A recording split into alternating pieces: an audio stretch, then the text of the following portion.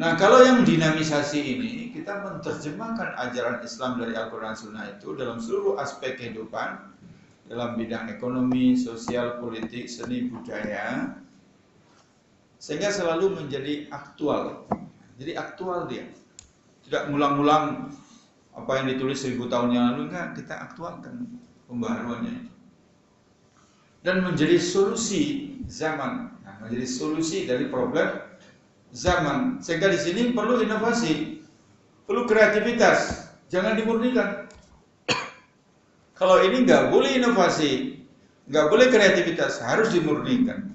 Penting patuh. Kalau ini dituntut ada kreativitas inovasi. Ini yang dulu Pak Din Samsudin sering mengatakan, jangan salah letak antara tajrid dan tajdid.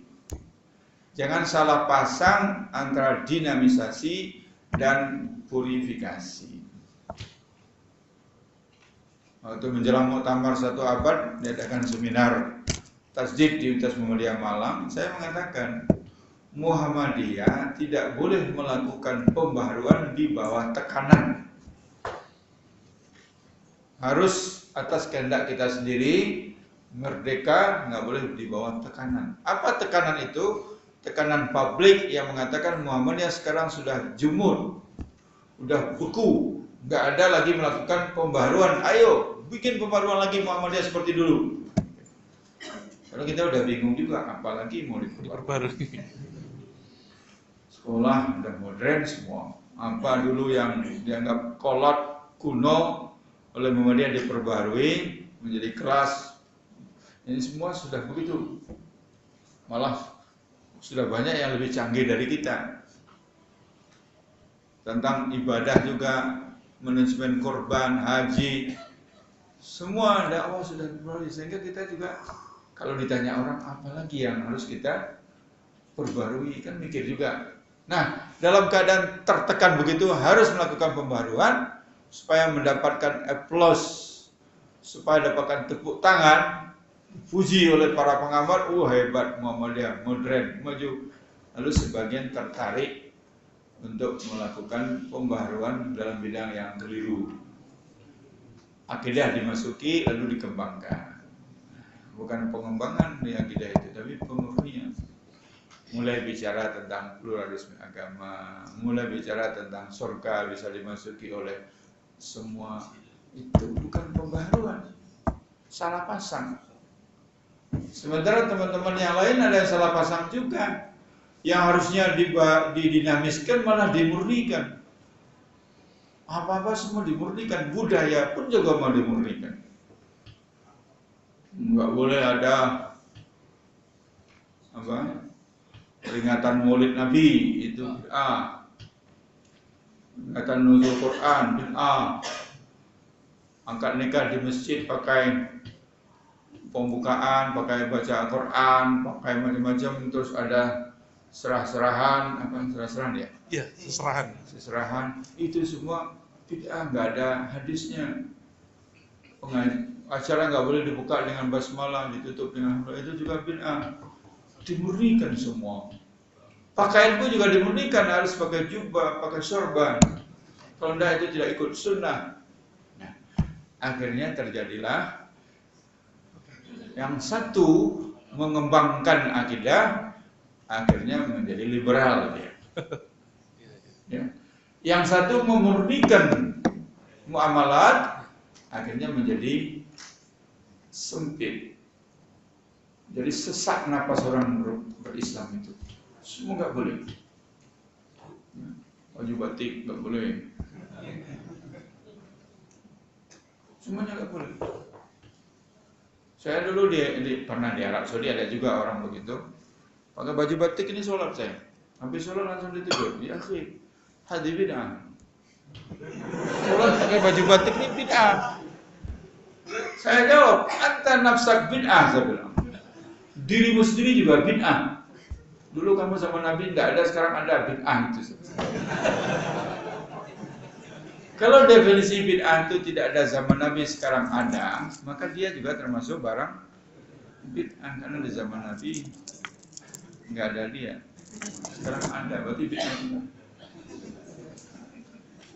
Nah ini tugas Muhammadiyah. Kalau dulu memerangi bid'ah, sekarang tambah lagi, bid'ahnya belum habis, tambah lagi satu, jangan memperluas wilayah bid'ah ke wilayah budaya. Kalau budaya itu apa saja boleh, inovasi, kreativitas, kecuali yang memang ada nas melarang. Itu saja. Jadi kalau dikatakan peringatan Maulid Nabi nggak boleh, mana hadis atau ayat yang melarangnya? Coba tunjukkan. Oh kan seandainya itu baik, tidak akan lupa dilakukan oleh Nabi dan para sahabat. Nggak bisa cara begitu. Banyak hal sekarang ini yang tidak pernah dilakukan oleh Nabi dan sahabat. Apa semua tidak boleh.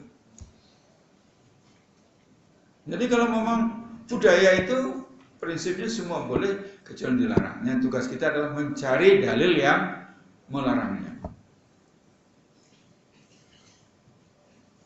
Tasdik.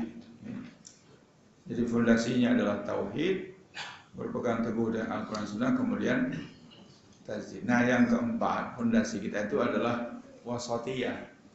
Wasatiyah, moderat. Wa kadzalika ja'alnakum ummatan wasata litakunu syuhada'a 'alan nas. Jadi apa yang dikatakan ekstrim itu nggak bisa dalam Muhammadiyah. Baik ekstrim kanan, ekstrim kiri, ekstrim pemikiran, ekstrim gerakan, ekstrim dakwah, enggak. Kita mengambil jalan tengah. Jalan tengah itu apa? Ya siratal mustaqim. Jalan yang diajarkan oleh Nabi Muhammad Sallallahu Alaihi Wasallam. Ikuti sajalah Al-Quran dan Sunnah itu dengan pemahaman yang benar, pasti itu sudah wasatiyah, moderat. Nah, sekarang ini kan laku ini Islam moderat itu laku, walaupun orang memahaminya juga berbeda-beda. Ada yang mengaku moderat tapi ternyata liberal. Ada yang mengaku moderat ternyata tidak moderat. Ada yang mengaku moderat ternyata nggak tahu moderat itu apa. Pokoknya kita moderat. Bagaimana pendapat Bapak tentang masalah ini? Kami moderat. Kami tidak radikal dan tidak liberal. Radikal itu apa? Liberal itu apa? Dia nggak tahu. Yang penting sudah ada jawaban, kami ini moderat. Ar-ruju' ila Quran wa Sunnah. Mempelajari Al-Quran dan Sunnah enggak. Bagaimana enggak belajar Al-Quran dan Sunnah kok mau rujuk kepada Al-Quran dan Sunnah? Nah. Terus jadi persoalan sebenarnya apa yang saya katakan dengan siswa dan kemarin, Islam Nusantara NU itu pasti juga ingin maju, ya kan? Nah Muhammadiyah yang ingin maju, yang berkemajuan, pasti tidak melupakan juga budaya lokal. Kita nggak pernah melupakan budaya lokal. Dulu Kongres Muhammadiyah, utusan-utusannya pakai baju adat masing-masing, nggak masalah. Tapi tentu dalam kerangka tasdid tadi, kita jelas menempatkannya. Budaya lokal, budaya itu di mana tempatnya? Tempatnya di bagian muamalat yang semuanya boleh kecuali yang dilarang. Jadi tinggal kita seleksi saja. Budaya yang sudah ada kita seleksi, mana yang perlu dipertahankan, mana yang perlu dibuang. Kalau yang sudah dilarang bertentangan ya buang. Ada yang perlu dipertahankan, kita pertahankan. Kalau perlu kita kembangkan terus-menerus.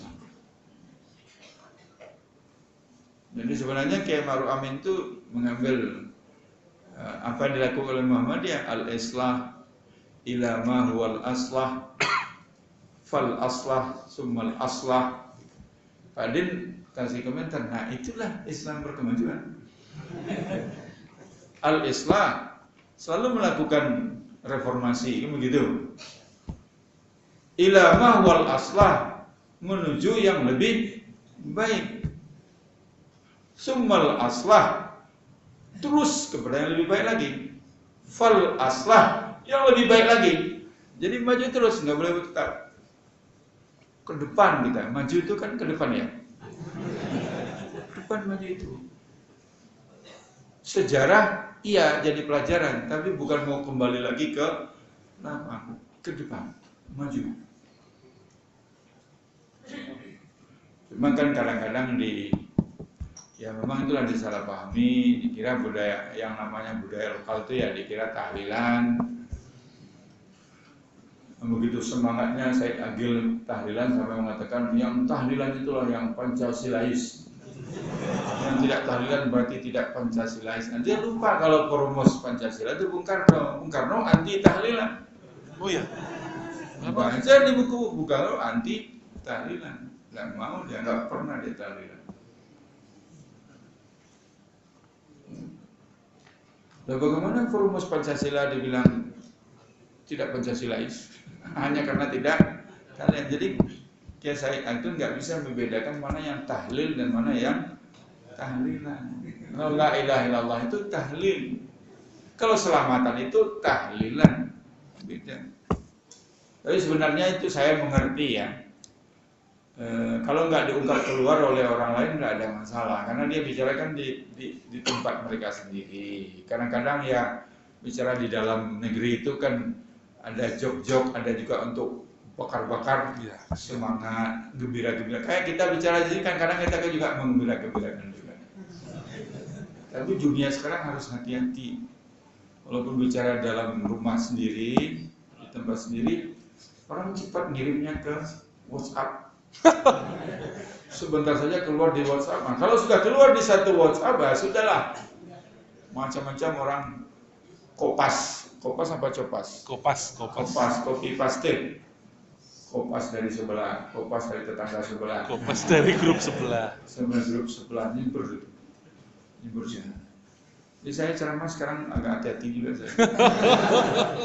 Masuk di internal Muhammadiyah agak hati-hati juga saya, karena nggak ada yang menjamin betul-betul rahasia. Mau rapat PP aja belum selesai rapat sudah keluar duluan kok.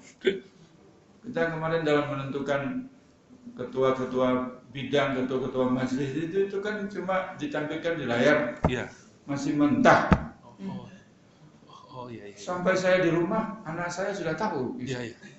Kamu tahu dari mana? Dari grup WA IMM. IMM tahu dari mana lagi? Ternyata semua udah tahu. Seluruh dunia udah tahu. Padahal PP belum selesai rapatnya. Itulah hebatnya. Mulai muncul tanggapan-tanggapan ini. Itu dunia sekarang nggak kebayang oleh kakek nenek kita dulu. WhatsApp semua keluar, apapun keluar. Ini pengajian ini sebentar lagi keluar lagi di WhatsApp. Nah, jadi sudah jam 10. 10 kurang 10. Kurang 10 ya, masih kurang 10. Ada beberapa produk muktamar itu yang mungkin juga sudah tahu ya, yang sudah di buku itu. Yang pertama itu tentang Pancasila. Negara Pancasila adalah Darul Ahdi wa Syahadah. Jadi Muhammadiyah membahas itu karena masih ada yang ragu dengan negara kesatuan Republik Indonesia ini, dengan negara Pancasila. Kalau dikatakan Indonesia negara Darul Islam kan masalah, Darussalam juga dianggap masalah. Kalau dikatakan negara sekuler lebih masalah lagi. Ya. Kalau NU sudah mengatakan NKRI final, harga mati. Dan saya mengatakan di Kementerian Agama, saya katakan Muhammadiyah tidak pernah bilang NKRI final karena ini bukan pertandingan sepak bola. Kalau kami bilang final nanti ditanya semifinalnya kapan Pak? Lalu apa? Nah itulah dari beberapa rapat di PP itu ketemulah rumusannya itu Darul Ahdi wa Syahadah, negara hasil konsensus kesepakatan kita bersama yang wajib kita jaga. Syahadah tempat kita melakukan aktualisasi diri sehingga kita menjadi teladan, menjadi rujukan, menjadi referensi. Itu namanya Darul Ahdi wa Syahadah. Jadi syahadah dalam arti wa kadzalika ja'alnakum ummatan wasata litakunu syuhada. Syuhada itu contoh. Jadi kalau orang nanti bagaimana cara berbangsa dan bernegara yang baik, lihat Muhammadiyah. nggak usah banyak ngomong. Kita tidak pernah ngomong tentram, damai, aman. Kita buktikan saja muktamar yang aman, damai, tentram.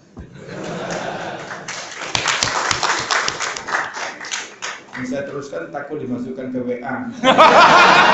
Bisa diteruskan. Kalimat kedua ini yang masuk WA nggak enak. Jadi kita nggak banyak bicara, tapi kita buktikan.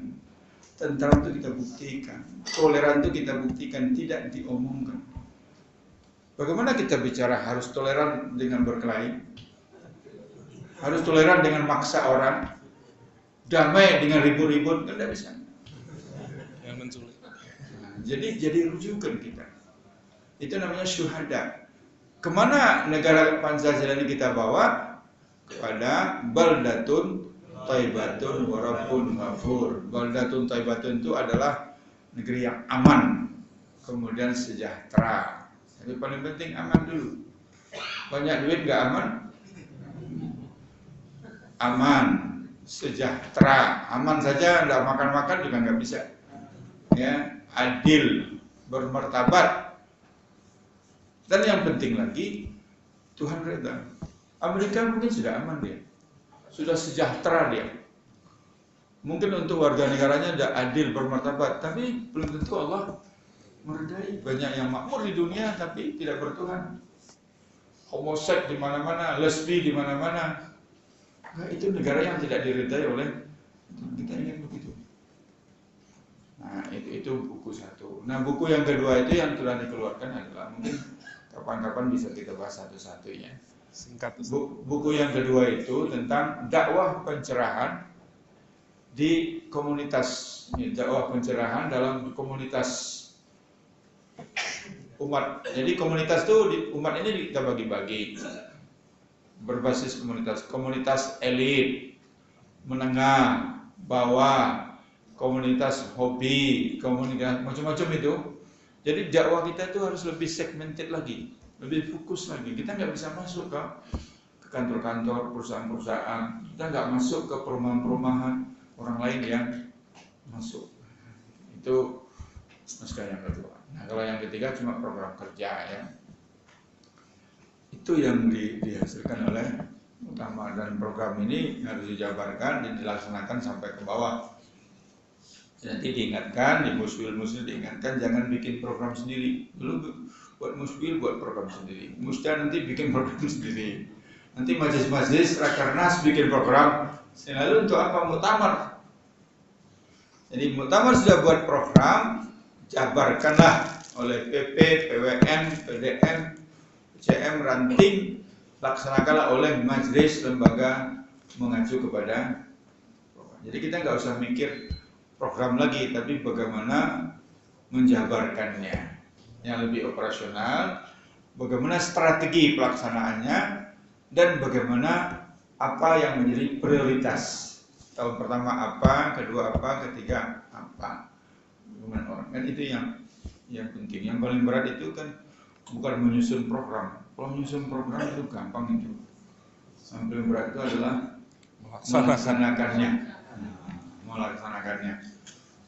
Jangan sampai sudah muktamar lagi belum dilaksanakan, bikin lagi program baru.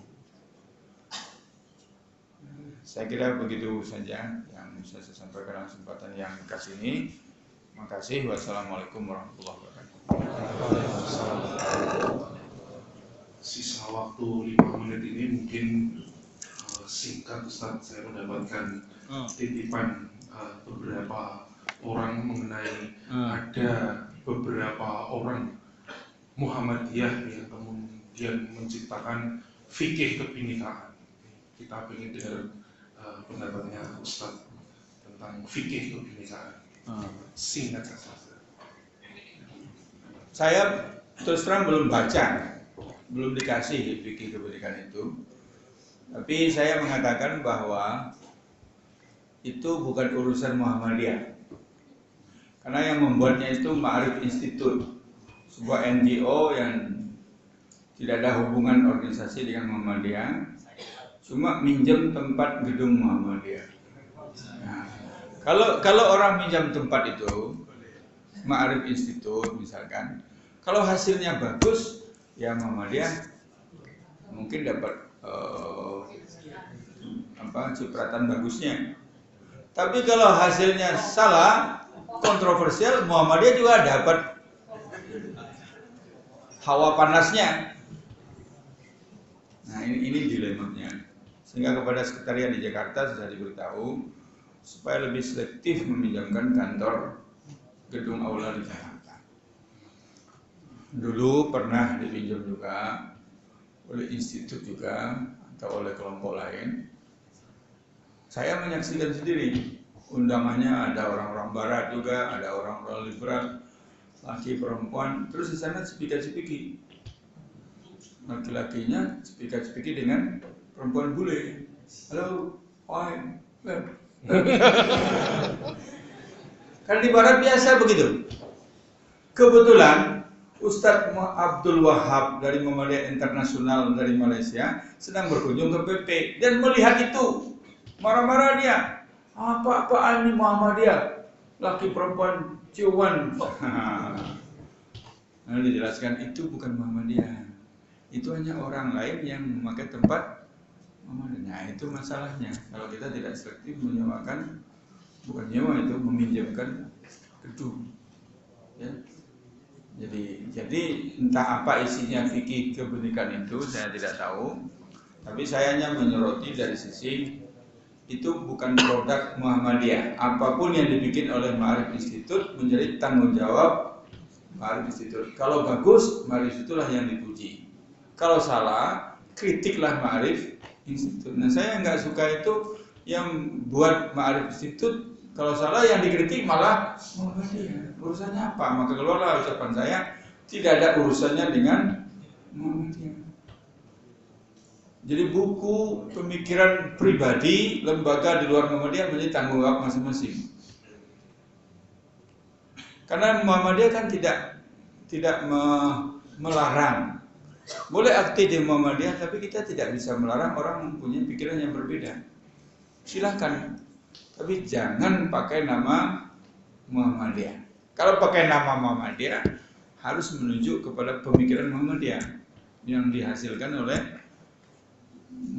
apakah muktamar, apakah munas, apakah tanwir, itu kan sudah ada.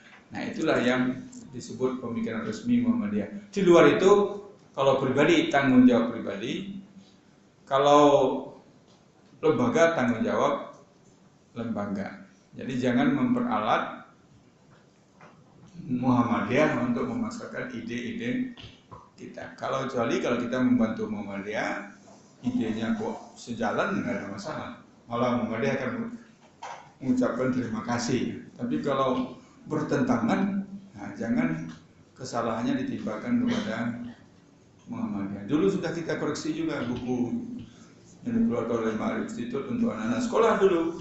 Malah diajarkan di buku itu bahwa la ikraha fiddin, tidak boleh memaksa siapapun masuk agama Islam, diterapkan untuk anak-anak. Orang tua nggak boleh memaksa anaknya masuk Islam. Nah, ini sudah salah lagi.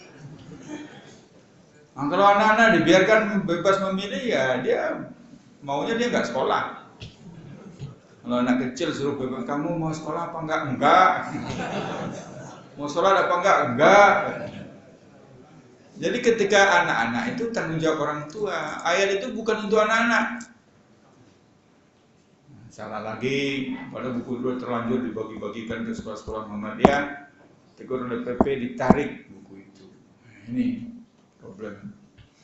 Nah sekarang banyak komentar lagi tentang fikih kemerdekaan yang kabarnya saya belum baca, membolehkan memilih pemimpin non Muslim. Nah ini jadi masalah kalau di Indonesia. Saya kira begitu. Kapan-kapan dibaca, dibahas lah, diadakan bedah buku di sini ada Pak. Ya, baik. Bapak Ibu sekalian, demikianlah tadi uraian dari Buya Yunahar. Luar biasa, kita jadi banyak tahu dengan berbagai macam apa itu Muhammadiyah, dengan gerakan-gerakannya, dengan pemurniannya, purifikasinya, dinamisasinya, dan seterusnya. Luar biasa. Mudah-mudahan insya Allah beliau bisa mengisi kita untuk hari-hari atau PMS ke depannya. Untuk pengumuman Bapak Ibu sekalian, PGM Kota Jogja mengadakan muhasabah setiap bulannya. Insya Allah bisa dilaksanakan pada hari Ahad 6 September. Yang akan mengunduh adalah PCM Gedung Tengen, ya. Tempatnya di Masjid Az-Zahri. Az-Zahri itu di belakang toko elektronik hebat Jogonegaran Patok, ya. Direncanakan yang akan mengisi muhasabah adalah juga Ketua PP Muhammadiyah, juga merupakan mantan Ketua KPK, yaitu Bapak Bushro Mukodes. Kemudian yang kedua, Bapak Ibu sekalian, infak yang terkumpul hari ini Rp720.000 jazakumullah khairan. Kemudian yang ketiga, mungkin para jamaah sekalian yang merasa mendapatkan undangan atau yang baru yang pertama kali ini datang ke Mu'alimin, perlu kami umumkan bahwa pengajian ini rutin setiap malam Selasa. Pengajian ini sudah ada sejak tahun 1927. Jadi tidak pernah putus, kecuali ketika muktamar atau ketika Idul Fitri, itu pun hanya sekali, ya, atau mungkin Idul Adha, ya, kalau misalnya kasusnya kemudian bertabrakan. Dan ciri khas dari pengajian ini adalah mulainya tepat waktu, yaitu jam 8 tepat waktu. Ada atau tidak pembicaranya, jam 8 waktu tetap akan kita buka, sehingga beda mungkin dengan kajian-kajian lain yang agak molor gitu, ya. Kita insya Allah tepat waktu jam 8. Nah, monggo Bapak Ibu sekalian yang mungkin baru saja rawuh pada kali ini dirutinkan setiap malam Selasa, ya. Pembicaranya ganti-ganti, 1 jam pertama A, 1 jam pertama B, 1 jam pertama temanya A, 1 jam pertama temanya B, ya. Insya Allah terus kita bergantian, terus kemudian kita menambah ilmu. Jadi tidak hanya pada hari ini saja, tidak usah kemudian menunggu undangan, ya. Insya Allah mudah-mudahan bisa rampung. Kemudian sekedar pengumuman Bapak Ibu sekalian, Idul Adha sudah diputuskan oleh Majelis Takjil bahwa insya Allah untuk Muhammadiyah Idul Adhanya hari Rabu tanggal 23, ya. Karena mungkin di kalender-kalender Masehi lainnya tanggal 24 hari Kamis. Kalau boleh tahu Buya Yunar, wukufnya hari apa? Sudah ada? Belum, ya. Ya, nanti kalau mudah-mudahan kita berdoa wukufnya hari Selasa. Ya. Kalau insya Allah wukufnya Selasa, kalau wukufnya hari Rabu, ya nanti kita tanyakanlah dengan pembicara PMS berikutnya gitu, ya. Wukufnya hari Rabu, Muhammadiyah lebaran Idul Adhanya hari Rabu lah. Ini nanti bagaimana cara kita kemudian menjawab pertanyaan-pertanyaan masyarakat, karena itu akan menjadi ladang tembak masyarakat kepada metode hisab yang dimiliki oleh Muhammadiyah. Mudah-mudahan, insya Allah mudah-mudahan hari Selasa. Tapi mengingatkan saja Bapak Ibu bahwa Ijtima hari Ahad tanggal 13, sehingga tanggal 14 hari Senin sudah masuk 1 Zulhijjah. Sehingga kemudian 10 Zulhijjahnya jatuh pada hari Rabu tanggal 23 September. Demikian Bapak Ibu sekalian, terima kasih pada Buya Yunar, terima kasih pada Bapak Ibu sekalian. Mari kita tutup pengajian malam Selasa kali ini dengan bersama-sama membaca doa kafaratul majlis dan hamdalah. Subhanallah wa bihamdihi, asyhadu an la ilaha illallah, astaghfirullah wa atubu ilaih. Nasrul minallah wa fathul qarib. Assalamualaikum warahmatullahi wabarakatuh.